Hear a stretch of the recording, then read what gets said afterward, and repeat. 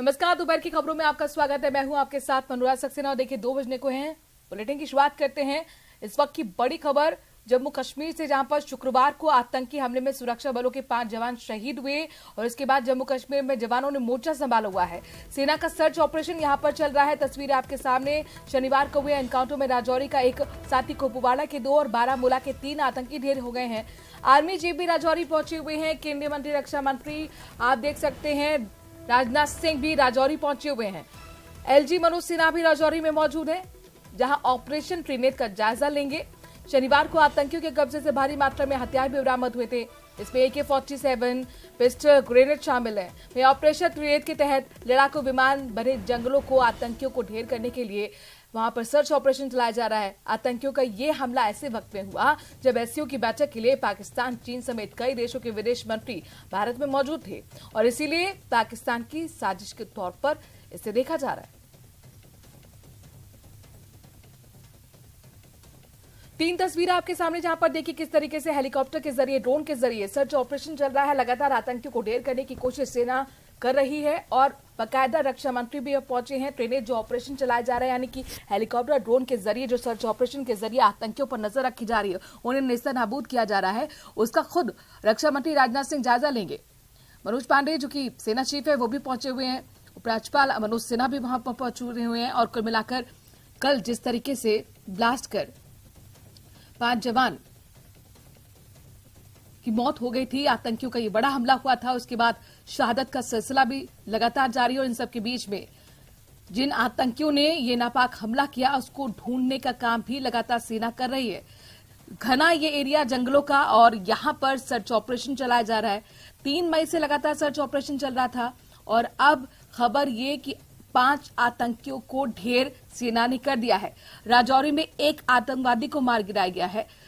तस्वीरों में आप देख सकते हैं, जो 3 तस्वीर आपके सामने, जहां पर देखिए किस तरीके से पूरे इलाके का कॉर्डन ऑफ करके यहां पर सर्च ऑपरेशन चलाया जा रहा है। जंगल का ये एरिया और इसी में आतंकवादी यहां पर छिपे हो सकते हैं, इस तरह की खबरें हैं और आसपास का पूरा इलाका कॉर्डन ऑफ तो किया ही गया है, साथ ही जो इंटरनेट सेवाएं हैं उसे भी बंद कर दिया गया है।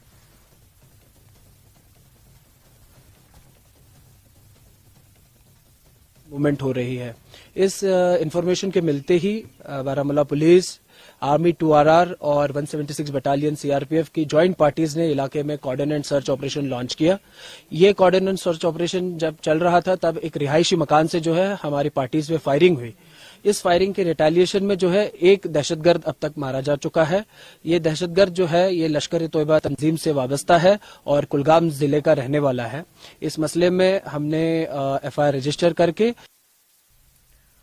वहीं जम्मू कश्मीर में श्रीनगर में राज्यपाल मनोज सिन्हा ने सभी शहीद जवानों को श्रद्धांजलि दी है। उनके पार्थिव शरीर गृहराज्यों के लिए रवाना हुए हैं।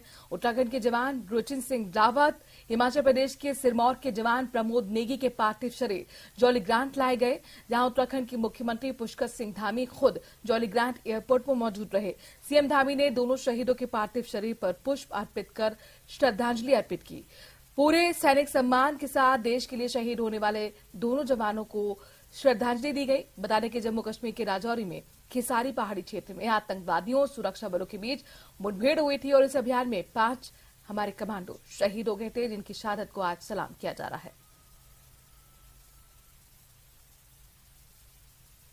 उत्तराखंड सरकार की तरफ से उनको भावभीनी श्रद्धांजलि देता हूं कि उन्होंने राष्ट्र की रक्षा के लिए, हमारे देश की रक्षा के लिए, हम सब की रक्षा के लिए अपने प्राणों का बलिदान दिया है और सर्वोत्तम जो बलिदान होता है उसको किया है। कहीं न कहीं हम सब के लिए गौरव की बात भी है। चलिए अब आपको बताते हैं कि मणिपुर के ताजा हालात क्या हैं। दरअसल बीते कुछ दिनों में मणिपुर में जो स्थिति थी वो तनावपूर्ण बनी हुई है। 3 मई को आदिवासियों के आंदोलन के दौरान राज्य के कई इलाकों में हिंसा के चपेट में वहां पर आए। स्थिति को नियंत्रण करने के लिए आर्टिकल 355 के तहत मोर्चा संभाल लिया गया है। प्रदेश भर में इंडियन आर्मी, CRPF और एयरफोर्स के जवान चप्पे चप्पे पर तैनात हैं। वहीं खबर आ रही है कि मणिपुर से स्थानीय लोगों ने पलायन भी शुरू कर दिया गया। जगह जगह प्रदर्शन हो रहे हैं, तो दूसरी ओर दिल्ली में भी मणिपुर हिंसा को लेकर मणिपुरी छात्रों ने प्रदर्शन किया। प्रदर्शनकारियों ने गोली मारने के सरकारी आदेश का विरोध किया, कहा हम शांति चाहते हैं। मौजूदा वक्त में मणिपुर के हालात बेहद खराब हैं। सड़क पर वाहन जले पड़े हुए दिख रहे हैं। शनिवार सुबह इम्फाल में पेट्रोल पंप के सामने लंबी कतार भी देखने को मिली। तो 3 तस्वीरें, और इन तस्वीरों के जरिए आप मणिपुर के हालात समझ सकते हैं। दरअसल ये सड़कों का नजारा है जहां पर आप देख सकते हैं जो वाहन हैं जले हुए हैं। इसके साथ साथ छात्र सड़कों पर उतरे, उन्होंने विरोध किया है। सरकार ने चूंकि आदेश दिया है कि जो भी यहां पर दंगा करता हुआ, हिंसा करता हुआ पाया जाता है तो उसे गोली मार दी जाए, और इसी का विरोध करने के लिए छात्र सड़कों पर उतरे। तीसरी तस्वीर में आप देख सकते हैं किस तरह से जो वाहन है, एक कतार जरूर लगी हुई है लेकिन ये वाहन जले हुए हैं, और ये हिंसा के वक्त की तस्वीरें हैं। क्योंकि 3 मई को आदिवासियों के आंदोलन के दौरान जिस तरह से कई इलाकों में हिंसा हुई और उसके बाद लगातार प्रदेश भर में इंडियन आर्मी, सीआरपीएफ और एयरफोर्स के जवान चप्पे चप्पे पर तैनात हैं। सिचुएशन में इम्प्रूवमेंट आया है और ऑर्डर्स भी अभी हमें बहुत स्ट्रिक्ट ऑर्डर्स मिले हैं कि जो गड़बड़ करेगा उसको हमें बिल्कुल छोड़ना नहीं है और अच्छा एक्शन लेना है। तो आर्मी को भी फ्लैग मार्च करने के ऑर्डर्स मिले हैं। पहले से अपना जो टेम्पर था वो बहुत कम हो गया है। तो चाहे मैते हो चाहे कुकी हो, एक ही राज्य के तो है, मिलजुल करके रहना चाहिए। थोड़ा सा अगर मिसअंडरस्टैंडिंग है तो भी बातचीत करके सुलझाया जा सकता है। हम लोग नॉर्थ ईस्ट आज इतना विकास के मार्ग में बहुत तेजी से आगे बढ़ रहा है। मोदी जी के नेतृत्व में नॉर्थ ईस्ट बहुत आगे बढ़ चुका है। अब इसको इस तरह का वायलेंस से नुकसान नहीं पहुंचाना चाहिए।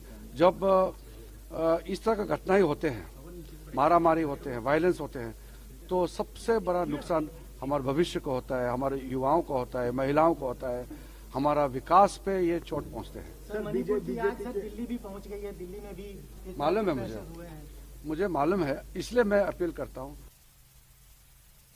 और अब बात तिहाड़ जेल की करते हैं। दरअसल दिल्ली की तिहाड़ जेल की गिनती भले ही देश की हाई प्रोफाइल जेल के तौर पर होती हो, तिहाड़ को भले ही देश की सबसे सुरक्षित जेल होने का दावा किया जाता हो, लेकिन अब उसी तिहाड़ की ऐसी हकीकत से हम आपको राफ्ता करवाने जा रहे हैं जिसे देखकर यकीनन आपके होश फाख्ता हो जाएंगे और आप भी क्या उठेंगे। तिहाड़ जेल हाई प्रोफाइल नहीं बल्कि हाई रिस्क जेल है।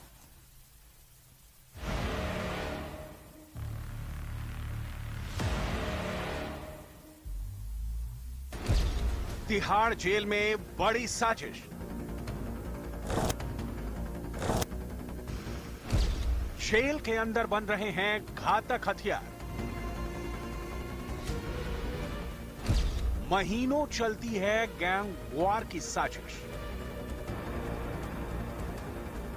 पिछले 20 दिनों में तिहाड़ जेल में 2 बड़ी गैंग वॉर को अंजाम दिया गया है। जेल नंबर 3 में हुई वारदात में लॉरेंस के साथ ही प्रिंस तेवतिया की हत्या की गई, तो वहीं 2 मई को गैंगस्टर टिल्लू ताजपुरिया को मौत के घाट उतार दिया गया। लॉरेंस गैंग के गुर्गे प्रिंस तेवतिया की हत्या जेल में नुकीले हथियारों से की गई थी। अब टिल्लू ताजपुरिया की हत्या में भी ऐसे ही जेल के अंदर हैंडमेड हथियारों का इस्तेमाल का शक है, जिन्हें जेल के अंदर बंद अंडर ट्रायल कैदी चुपके से बैरक या वार्ड में तैयार करते हैं।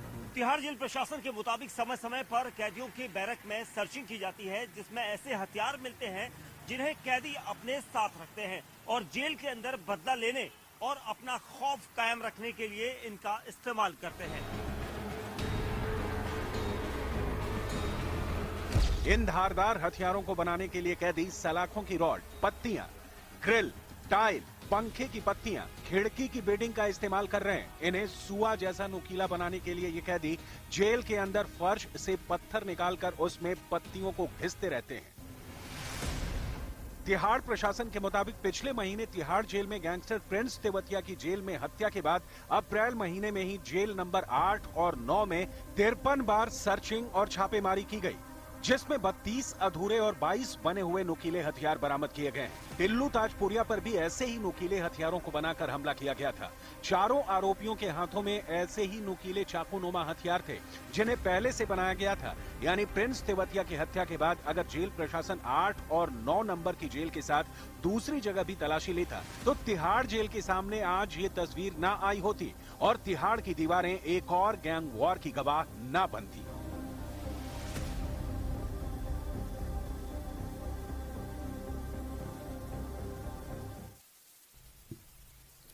कर्नाटक की राजधानी बेंगलुरु में आपको लिए चलते हैं, जहां पर प्रधानमंत्री मोदी का 26 किलोमीटर लंबा रोड शो चल रहा है। और ये मेगा रोड शो 10 लाख से ज्यादा लोगों की भागीदारी का हिस्सा 18 विधानसभा क्षेत्रों से होकर गुजर रहा है।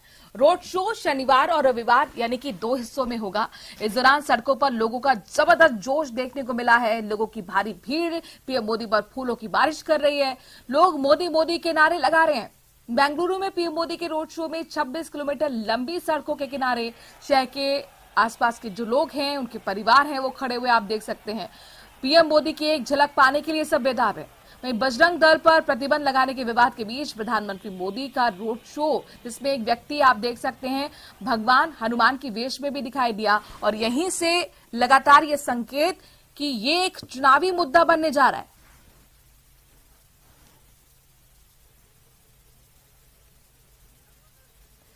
तो 3 तस्वीरें जहां पर आप देखिए किस तरह से प्रधानमंत्री नरेंद्र मोदी का एक बार फिर करिश्मा नजर आया है। और जो उत्साह है लोगों के बीच में, वो आप तस्वीरों के माध्यम से देख सकते हैं। 3 तस्वीरों में देखिए किस तरह से शक्ति प्रदर्शन यहां पर किया जा रहा है। पूरी बीजेपी ने ताकत झोंक दी है। 8 मई को यहां पर चुनाव प्रचार पर रोक लग जाएगी, चूंकि 10 मई को पोलिंग है। और इससे पहले आप देख सकते हैं प्रधानमंत्री Narendra Modi mega road show, जी हाँ 26 किलोमीटर, एक बहुत बड़ा ये रोड शो कहा जा सकता है। और दोनों तरफ आप देखिए पहली तस्वीर में किस तरह से लंबे कतारों में लोग वहां पर जबरदस्त भीड़ अपने परिवार के साथ पहुंचे हुए, जिसमें बच्चे, बुजुर्ग, महिलाएं सभी प्रधानमंत्री की एक झलक पाने के लिए बेताब है। दूसरी तस्वीर में देखिए सुरक्षा व्यवस्था आपको चाक चौबंद दिख रही होगी। प्रधानमंत्री पर जब फूलों की बारिश लोग कर रहे थे, तो रिटर्न में प्रधानमंत्री भी उनसे कनेक्ट करते हुए फूलों को उनको वापस दे रहे थे। और तीसरी तस्वीर ये बहुत महत्वपूर्ण है, जो सियासी मायने आपको समझा रही है। बजरंग दल और बजरंग बली पर जो सियासत चल रही है, उसी को लेकर ये तस्वीर मेगा रोड शो में भी देखने को मिली।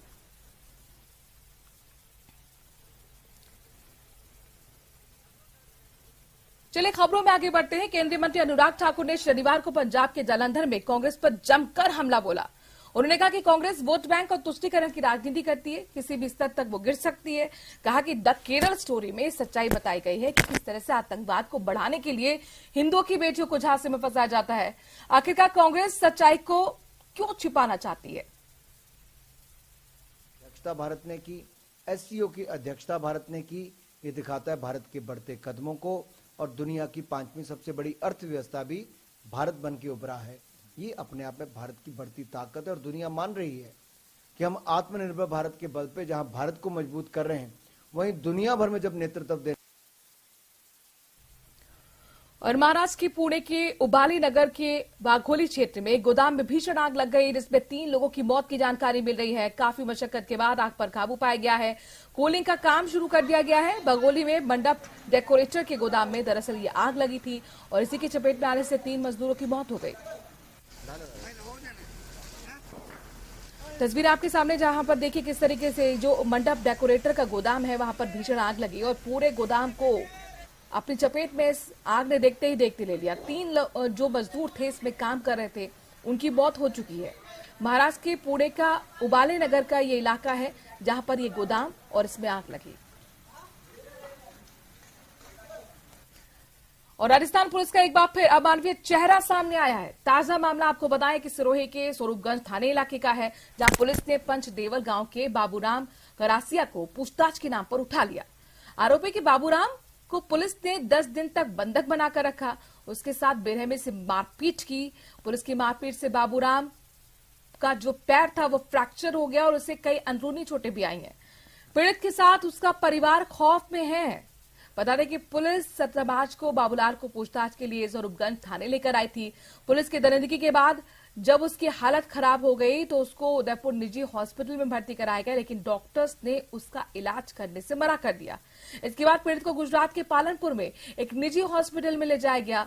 पुलिस ने उसकी पिटाई इस कदर की है कि उसके पैर में फ्रैक्चर हुआ है, वो ठीक से खड़ा नहीं हो पा रहा है। वो न्याय के लिए अब एसपी से गुहार लगा रहा है, लेकिन अब तक कोई एक्शन नहीं हुआ।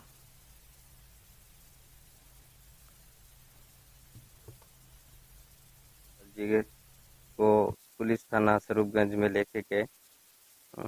मामला यह 17 मार्च का है और इनको घर पे स्वरूपगंज से और सिरोही के ये बता रहे थे कि मेरे को पुलिस वाले लेने आए थे कि एक एमआरपी दर्ज थी इनके साड़ू जी के, जो वर्तमान में सिरोही जेल के अंदर सजा हुई उनको 302 के मर्डर के मामले में। तब इनको बुलाने पूछताछ के लिए स्वरूपगंज थाने लेके गए थे। यहाँ पे इनको लेने वाले सुमन हेड कांस्टेबल जो पिंडवाड़ा थाने में तैनात थे और उनके साथ में बता रहे थे ये कि रेशमा राम जी भी जो थाने में आए थे और 7-8 कांस्टेबल थे सिरोही वाले स्वरूपगंज थाने के, इनके साथ बेहरे में से मारपीट की। प्रतीक हमारे संवाददाता इस खबर पर ज्यादा जानकारी के साथ जुड़ गए हैं। प्रतीक, ये एक ऐसी तस्वीर, एक ऐसी खबर जो कई सवाल पुलिस पर खड़े कर रही है। अब तक कोई एक्शन हुआ है इसमें? तो देखा जाए तो ये स्वरूपगंज थाना क्षेत्र का मामला है जिसमें पूछताछ के दौरान एक आदिवासी करीब जो है बाबूराम ग्रासी के साथ में मारपीट की गई है और कहीं उसे इतनी बेरहमी से पीटा है कि उसके पैर यानी कि जो फ्रैक्चर हो चुके हैं उसके इलाज के लिए तो बाहर लेके गया था। लेकिन कहीं न कहीं देखा जाए तो पुलिस का खौफ ऐसा है कि इसकी इतनी आवाज उठाने के बाद भी पिछले 1 महीने से वो जो पुलिस की दर की ठोकर खाने के मजबूर है। ना उसकी कोई एफआईआर दर्ज की जा रही है, ना उसे किसी प्रकार का न्याय मिल रहा है, जिसको लेकर आज उसने वकील के मार्फत एक अर्जी देकर जो है एसपी से न्याय की मांग की है कि दोषियों के खिलाफ सख्त से सख्त कार्रवाई हो और उसे न्याय मिल सके। प्रतीक, लेकिन देखिए मेडिकल रिपोर्ट भी तो होगा ना, उसमें भी सामने आएगा कि फ्रैक्चर हुआ है और पूछताछ के दौरान ये सब कुछ हुआ। पुलिस का इसमें क्या कुछ कहना है, क्या उनका पक्ष? जी बिल्कुल, यानी कि ये मामला सामने आने के बाद में मीडिया से जो है पुलिस वाले बचते हुए नजर आ रहे हैं। मीडिया पर किसी प्रकार का कोई बयान और किसी प्रकार की कोई टिप्पणी करने से भी यानी कि चुपते नजर आ रहे हैं और लगातार बैठकों का जो है हवाला देकर जो है इस मामले को रजिस्ट्री करने में लगे हुए हैं। हालांकि इस मामले में अभी भी जांच बाकी है। एसपी जो है इस मामले को लेकर गंभीर है और लगातार ठीक है, अब देखना होगा कि जांच की जो बात कही जा रही है आखिरकार वो कितनी सफल होती है और क्या एक्शन इसमें होता है। क्योंकि सवाल यही, जब रक्षक भक्षक बन जाए तो फिर आखिरकार कहां जाए पीड़ित। शुक्रिया तमाम जानकारी प्रतीक हम तक पहुंचाने के लिए। और प्रतापगढ़ से बड़ी खबर आ रही है, जहां पर प्रतापगढ़ पुलिस की पोषाहार मामले में बड़ी कार्रवाई देखने को मिली। 5 दिन पहले पोषाहार गबन में कार्रवाई की गई थी और आज 10 लोगों को गिरफ्तार किया गया है, जिसमें 7 टीचर हैं, एक हेडमास्टर है और एक फैक्ट्री का मालिक भी है। गिरफ्तारी इन सभी की हो चुकी है। डेयरी मालिक को भी गिरफ्तार किया गया है। पोषाहार, सैनिटरी नैपकिन, दूध पाउडर की चोरी कर नकली पैकिंग करने पर यह कार्रवाई की गई थी।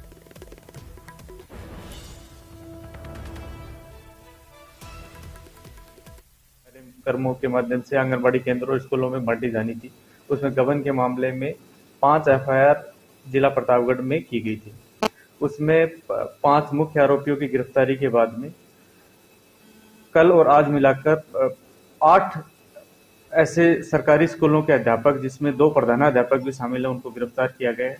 इसके अतिरिक्त एक व्यक्ति अहमदाबाद से गिरफ्तार हुआ है और एक व्यक्ति सूरत से गिरफ्तार हुआ है। ये जो अहमदाबाद और सूरत की गिरफ्तारी है, ये वो लोग हैं जो फैक्ट्री संचालित करते हैं।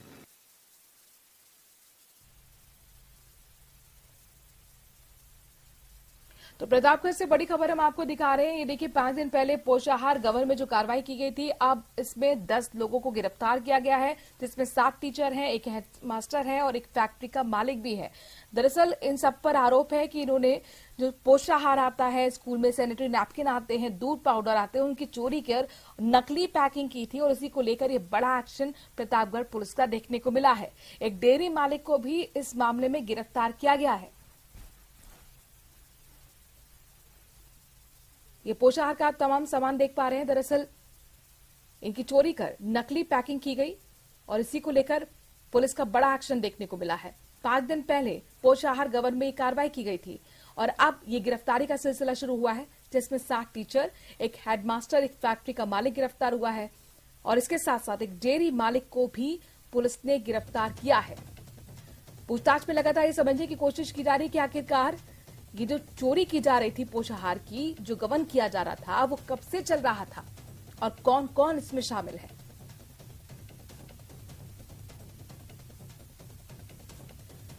अब देखिए तस्वीरों में कितना यहाँ पे सामान जो है वो जब्त किया गया है। ये पोषाहार, सैनिटरी नैपकिन, दूध पाउडर सरकार की तरफ से स्कूलों में वितरित करने के लिए दिया जाता है और इन्हीं सब की चोरी कर नकली पैकिंग की जा रही थी, जिसको लेकर ये एक्शन पुलिस का हुआ है। 5 दिन पहले पोषाहार गबन में ये एक्शन हुआ। अब 10 लोगों की गिरफ्तारी इसमें हो पाई है। चलिए बढ़ते हैं आगे। श्रीगंगानगर का रुख करते हैं, जहां पर हिंदूमल कोट रेलवे स्टेशन के पास फिरोजपुर हनुमानगढ़ एक्सप्रेस ट्रेन के इंजन में आग लग गई और इसके बाद रेलवे कर्मचारियों ने आग पर काबू पाने की कोशिश की। मौके पर रेलवे के दूसरे इंजन को भी भेजा गया। करीब 2 घंटे तक train Hindumal Kot railway station के पास ही खड़ी रही। ट्रेन में सवार सैकड़ों यात्री परेशान होते दिखाई दिए। फिरोजपुर हनुमानगढ़ ट्रेन के इंजन में आग लगने की वजह का खुलासा अब तक नहीं हो पाया है।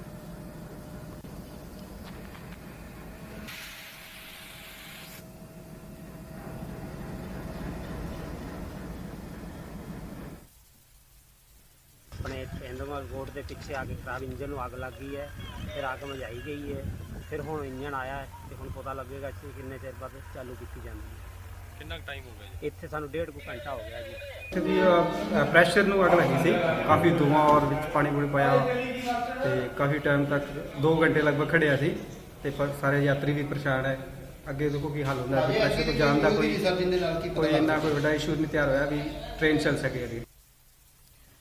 और अब बात राजसमंद की करते हैं, जहां पर लव जिहाद और धर्मांतरण का अनोखा मामला सामने आया है। मोही गांव के एक युवक को एक समुदाय विशेष की युवती ने प्रेम जाल में फंसाकर धर्म परिवर्तन करवाया और फिर शादी करने से इनकार कर दिया।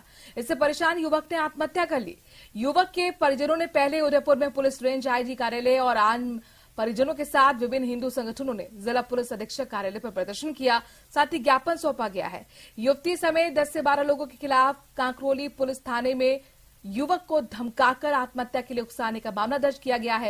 मृतक युवक की मां का कहना है कि युवती ने किश्तों में करीब 6 से 7 लाख रुपए हड़प लिए, साथ ही एक स्कूटी की डिमांड भी की थी। इसके अलावा युवती ने अपने भाई को 32,000 रुपए का मोबाइल भी दिलवाया। पुलिस ने फिलहाल इस मामले में एफआईआर दर्ज की है और जांच की बात कह रही है। मेरे बच्चे ने किसी के दबाव में आके जहर खा लिया है और एक जन्नत नाम की लड़की है, उसने उसको बसला के उसको निकाह करने का धांसा देके उससे स्कूटी, मोबाइल और पैसे भी ऐंठ लिए हैं और उसकी माँ भी उनके साथ है, जो उसको लालच दे के उसके पास से पैसे मंगवाती थी और निकाह नहीं करने का मामला बाद में मना किया तो उसने जहर खा लिया और सुसाइड कर ली। और इस खबर के साथ इस बुलेटिन में इतना ही। देश और प्रदेश की बाकी खबरों के लिए बने रहिए News 18।